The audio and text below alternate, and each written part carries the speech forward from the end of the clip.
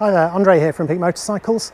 This is a very quick video to show you how to set up the Tripper Navigation that's provided on Royal Enfield motorcycles. The bike I'm going to be using for this is my 2022 Royal Enfield Himalayan Scram 411. I'd never used the Tripper Navigation beforehand, and so this is really me just getting to grips with it. It seemed to be really straightforward to set up, so I'm sure everyone will work it out. However, just to show you, for those people who, like me, aren't great at reading manuals, here we go. So the first thing I'm going to do is just install the app. So search for Royal Enfield. There we go. And yeah, it's this first one, the turn-by-turn Tripper Navigation. Just going to install that. Now I'm going to open it. I'm going to let them send me notifications.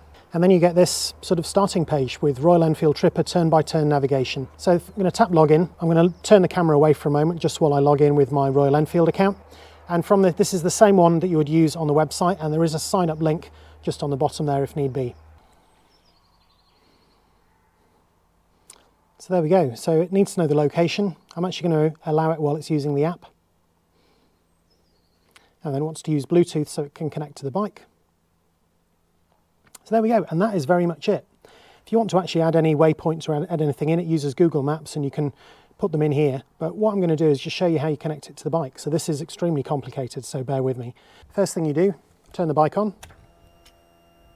And there we go, and that's the Tripper pod on the side. It goes to a clock when it's not connected. But all you do to connect it, and this is amazingly simple, is you just tap that little helmet icon. And then it's looking for other devices. I'm going to pick this RE DISP. Oh, a 6-digit code.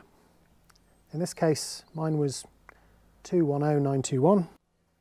210921.